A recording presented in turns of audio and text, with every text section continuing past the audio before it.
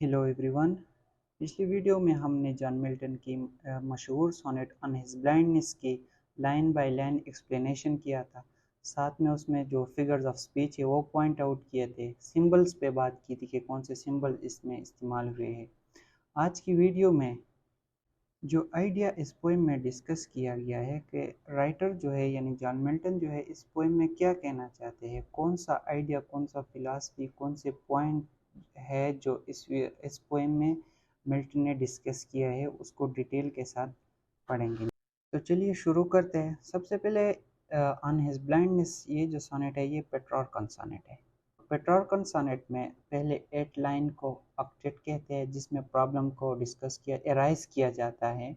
उस प्रॉब्लम यानी जो इशू होता है उसके बारे में बात की जाती है।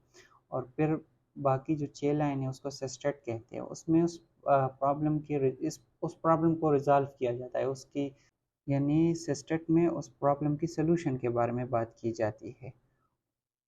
और जो 9 नंबर लाइन होता है जिसको पिछले वीडियो में हमने डिस्कस किया है उसको ओल्टा कहते हैं, जिसमें चेंज ऑफ टोन होता है। इस तरह इस पोएम का, इस पेट्रार्कन सोनेट का राइम स्कीम जो है वो A B B A C D E ये हो। जिस तरह इस पोएम का भी ये जो राइम स्कीम है वो ए बी बी ए और सी डी ई है। आप इसको निकाल सकते हैं।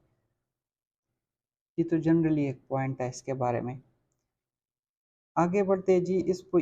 ये जो पोएम है ना, इसको ऑटोबायोग्राफिकल कहते हैं। यानी ऑटोबायोग्राफिकल वो होते हैं जिसमें राइटर अपनी ज़िंदगी के बारे में चीज़ें बताती है। फॉर एग्जांपल इस पोएम में आप देखें, जैसा कि आपको मालूम है जॉन मिल्टन जो था वो 43 साल की उम्र में वो कम्प्लीटली ब्लाइंड हो गया था। इसीलिए जो शुरू जो लाइन है, जैसे वो कहते हैं कि when I consider how my light is spent, कैसे मेरी आंखों की रोशनी चली गई, एड हाफ माई डेज, यानी कि मेरे आधी ज़िंदगी भी नहीं गुजरी है कि अब मेरी आंखों की जो रोशनी है वो चली गई। तो ये ऑटोबायोग्राफिकल एलिमेंट है जिसमें वो डिस्कस करते हैं।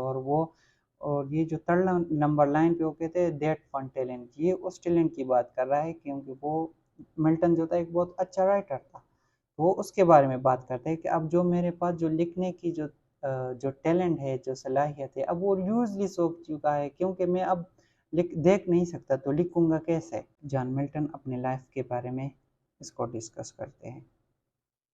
तीसरा जो अहम पॉइंट है इस पोएम में, चूँकि मिल्टन खुद एक प्यूरिटन था। प्यूरिटनिज्म, प्रोटेस्टेंटिज्म, ये जो तहरीकें थी, ये इन दोनों के बारे में मैं डिटेल से नहीं जाऊंगा क्योंकि हम ये पोएम डिस्कस कर रहे हैं। तो शॉर्टली बता देता हूँ कि जो प्रोटेस्टेंटिज्म का जो तहरीक शुरू हुआ था, बेसिकली वो रोमन कैथोलिक चर्च के ख़िलाफ़, उसमें वो रिक्लेमेशन करना चाहते, इस्लाहात करना चाहते थे, उसके ख़िलाफ़ स्टार्ट हुआ था बेसिकली। और फिर बाद में इनमें प्यूरिटनिज्म की तहरीक चली, वो बेसिकली भी प्रोटेस्टेंट थे, लेकिन वो एंग्लिकन चर्च के ख़िलाफ़ उठे थे और उसमें रिक्लेमेशन करना चाहते थे क्योंकि उसमें भी बहुत सारी ख़राबियाँ थी और रोमन कैथोलिक चर्च की कुछ असरात थे। तो उसकी इस्लाह करने के लिए ये एक तहरीक उठी थी। जॉन मिल्टन जो था वो खुद भी एक प्यूरिटन था और जो आइडिया उसने प्यूरिटनिज्म की इधर इस पोएम में डिस्कस किया गया है वो प्री डिस्टिनेशन है। प्री डिस्टिनेशन का मतलब ये है जो कुछ दुनिया में हो रहा है ये ऑलरेडी गॉड ने लिखा हुआ है। इस आइडिया को इस पोएम में कैसे डिस्कस किया गया है, जिस तरह आप देख सकते हैं शुरू के लाइन में वो कहते हैं ना कि वो हैरान है कि कैसे मेरी आंखों की रोशनी चली गई, अब मैं लिख नहीं सकूंगा, ये नहीं कर सकूंगा। लेकिन वो ब्लाइंड हो गए। क्यों ब्लाइंड हो गए? क्योंकि ये पहले से ही गॉड ने इसको लिखा हुआ था कि मिल्टन जो है वो 43 में ब्लाइंड हो जाएगा। जब प्री डिटर्मिनेशन का जो कंसेप्ट जो इस पोएम में डिस्कस किया गया है। दूसरा जो पॉइंट है प्योरिटन का जो इस पोएम में है वो है direct relation between God and people, के खुदा और बंदों के दरमियान डायरेक्ट रिलेशन है, इसमें बीच में कोई दूसरा इन्वॉल्व नहीं है। यानी कैथोलिक का पॉइंट था कि आप गॉड को सर्व करेंगे और जो प्योरिटन थे वो उनका पॉइंट था कि खुदा और बंदे के दरमियान डायरेक्ट रिलेशन है, उसको सर्व करने की उस तरह ज़रूरत नहीं है। ये कैथोलिक जो है वो लोगों को यूज़ करने के लिए, इन लोगों पे डोमिनेंट रहने के लिए ये चीज़ें करते हैं। इस तरह वो मिल्टन जो है वो इस पोएम में शुरू में कहते हैं, यानी उसने ये कैथोलिक की आइडिया को क्रिटिसाइज़ किया है कि अब तो मैं अब तो मेरी नज़र नहीं रही, अब मैं गॉड को कैसे सर्व करूँगा।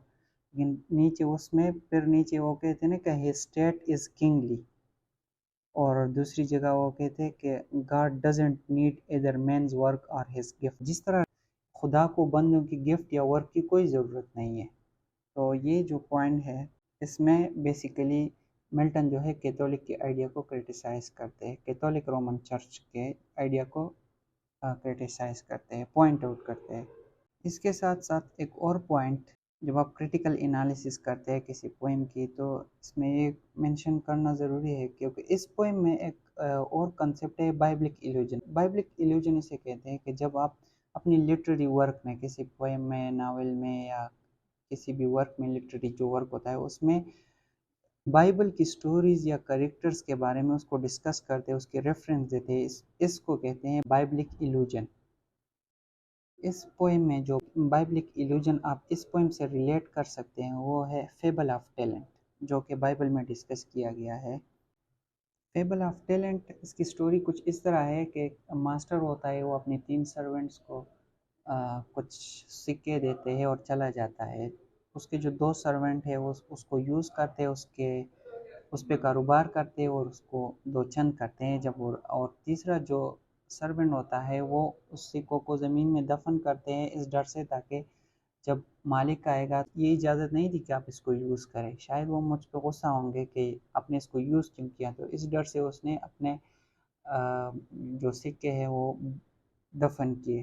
جب وہ واپس آیا تو اس نے اس کو ڈانٹا کہ کیوں آپ نے اس کو یوز نہیں کیا، اس سے فائدہ کیوں نہیں اٹھایا۔ اور یہ جو پوائنٹ ہے اس کو آپ اس پوئم سے اس طرح ریلیٹ کریں گے کہ اب ملٹن کی سٹوری جو ہے وہ اس 3rd نمبر سرونٹ سے ریلیٹ کرتی ہے کہ ملٹن جو ہے وہ اس ٹینشن میں ہے کہ اب تو میں اس اپنے گارڈ کو سرو نہیں کر سکوں گا، میں تو اس کے ہاتھ میں، کیونکہ اس کے پاس لکھنے کا ٹیلنٹ تھا تو اس کے خدا کے لیے کچھ لکھنا چاہتا تھا، لیکن وہ کہتے کہ اب میں آنکھوں کی روشنی نہیں ہے، وہ ایکسکیوزز بناتے کہ میں کیسے لکھوں گا۔ تو اس کا نیچے جواب دیا ہے کہ خدا کی اسٹیٹ تو کنگلی ہے، ان کو تو ان چیزوں کی ضرورت ہے ہی نہیں۔